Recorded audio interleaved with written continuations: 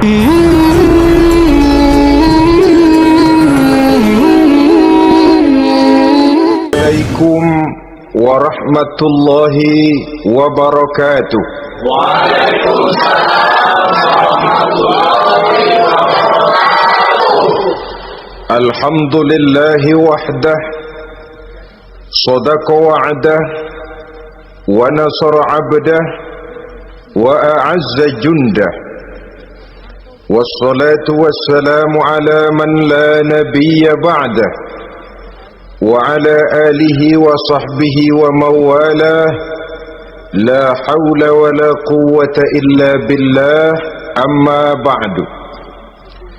Saudara-saudara kaum muslimin rahimakumullah, seperti kita maklum bahwa Allah subhanahu wa ta'ala menciptakan manusia dan jin untuk melaksanakan ibadah kepadanya.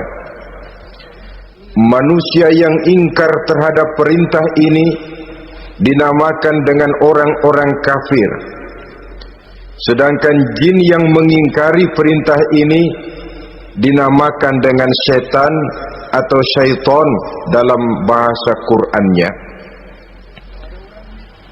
Kemudian dalam perkembangannya, jin-jin yang kafir yang dinamakan setan ini bersekongkol dan menjadi bala tentaranya iblis untuk menggelincirkan manusia dengan berbagai macam cara dan jalan dari hal-hal yang diridhoi oleh Allah subhanahu wa ta'ala. Adapun yang namanya iblis, pada hakikatnya cuma satu saja, yaitu yang ingkar kepada perintah Allah untuk sujud kepada Nabi Adam alaihi salam.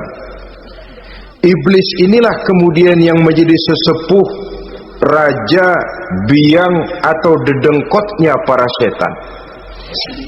Seluruhnya akan tunduk kepada komando iblis, akan taat dan setia kepada perintah iblis untuk mencari teman yang sebanyak-banyaknya guna menemani mereka di neraka nanti. Maka mereka pun melakukan satu proklamasi yang bisa kita baca dalam surah Al-A'raf ayat 16 dan 17, di mana iblis dengan tegas menyatakan, qala fa bima aghwaytani la aq'udanna lahum siratakal mustaqim. Wahai Allah, kata iblis, dari sebab engkau telah menghukum saya, dari sebab engkau telah mengusir saya dari surga, maka saya berjanji akan menipu, akan menggelincirkan mereka, Adam dan keturunannya, dari jalanmu yang lurus. Apa jalan yang lurus? Tidak lain Islam ini. Dengan segala cara dan jalan, iblis dan bala tentaranya akan berusaha menggelincirkan manusia dari jalan yang lurus. Caranya bagaimana? Ayat ke-17 menjawab, "Tsumma la'atiyannahum min ba'di aydihim." Akan kami datangi mereka, akan kami goda mereka dari arah sebelah depan. Kalau cara itu tidak kena, wa min khalfihim, kami goda mereka dari sebelah belakang. Andai kata cara itu pun tidak mempan, wa an aimanihim, dari arah sebelah kanan. Kalaupun itu gagal, wa an syama'ilihim, kami akan datang dari arah sebelah kiri. Pendeknya dari 4 penjuru angin, iblis dan seluruh bala tentaranya yang bernama setan belum akan puas sebelum kita tergelincir dari jalan yang lurus yang diridhoi oleh Allah subhanahu wa ta'ala. Sebagian ahli tafsir menjelaskan bahwa jika iblis menggoda dari arah depan, yang dimaksud dari depan ini adalah dunia, sehingga manusia menjadikan dunia sebagai tujuan akhir dari seluruh kegiatan hidupnya. Ia pergi pagi, pulang sore, peras keringat, banting tulang, tidak ada yang dikejar kecuali dunia, dan cuma untuk kepentingan dunia. Dunia yang membuat orang berpaling daripada akhirat. Dunia yang membuat orang lupa kepada tujuan penciptaannya.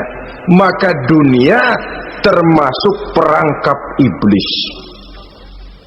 Apa isi dunia? Biasanya yang lazim itu 3 ta itu. Harta, tahta, wanita. Itu yang bikin orang jadi sibuk sampai lupa kepada tujuan penciptaannya. Untuk apa dia diciptakan oleh Allah? Ini wa'an min baini aidihim.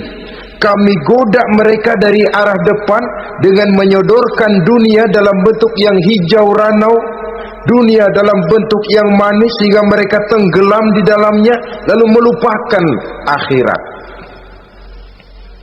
Kalau cara itu juga tidak kena, wa min khalfihim, kami datang dari sebelah belakang, kami lupakan mereka kepada akhirat. Itu mah urusan nanti bagaimana saja.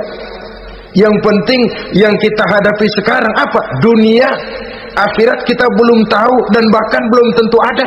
Yang sudah pasti saja kita garap, melupakan akhirat. Wa an aimanihim, yang dimaksud dari arah sebelah kanan, iblis dan setan selalu menghalang-halangi manusia untuk berbuat kebaikan, karena kanan adalah lambang kebajikan. Sedangkan ansama ilihim, kiri adalah lambang kejahatan. Dicegahnya kita berbuat kebajikan dan dibisikannya kita untuk selalu melakukan kejahatan dan kemunkaran. Wala tajidu aktsarahum syakirin, dan akan kamu dapati sedikit sekali di antara manusia yang bersyukur atas nikmat yang telah engkau berikan kepada mereka. Ditanamkan rasa ingkar kepada nikmat. Jika kita tidak kufur iman, dibuatnya kufur nikmat. Mengeluh padahal hidup sudah serba cukup, merasa masih sangat kurang padahal orang lain sudah titik air liurnya melihat keadaan kita. Sedikit sekali di antara mereka yang pandai bersyukur kepada nikmat yang telah engkau berikan itu, ya Allah. Jadi untuk ingkar nikmat, bisikan selalu datang dari iblis. Coba lihat itu temanmu yang tidak pernah sholat, rezekinya lancar, kamu berhenti saja sholat. Yang tidak pernah ke masjid, pangkatnya naik terus, udah berhenti aja ke masjid.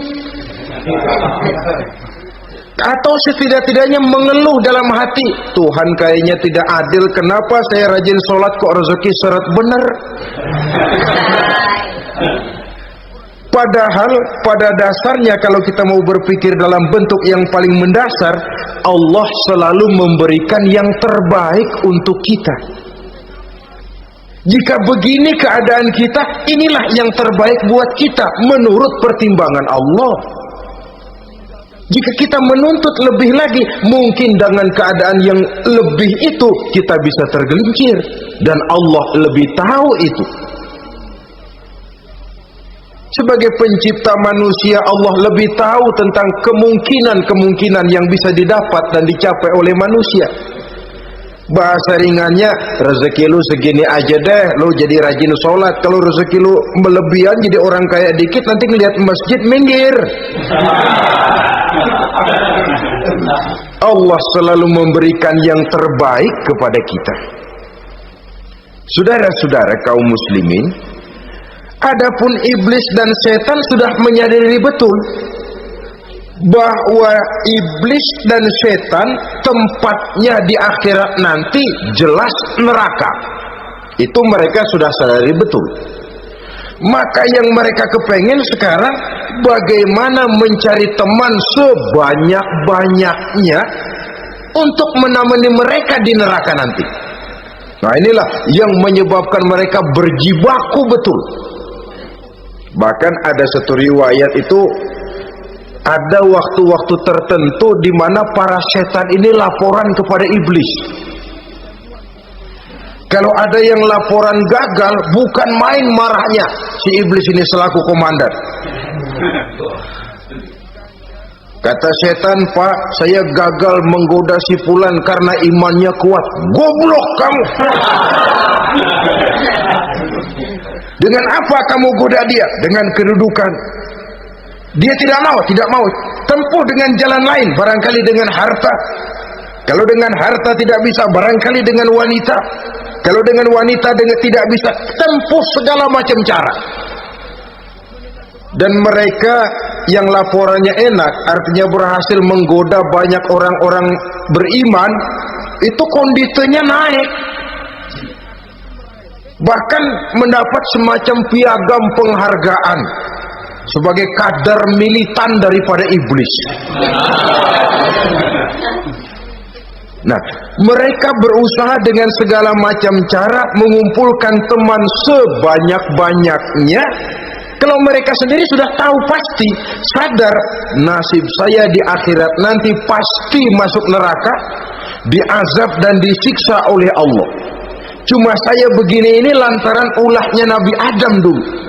Maka anak-anak cucu Nabi Adam harus menjadi teman-teman saya sebanyak-banyaknya guna menemani saya di dalam neraka. Oleh karena itu, pada kesempatan pertemuan saat ini kita akan membicarakan siapa sih teman-teman setan itu.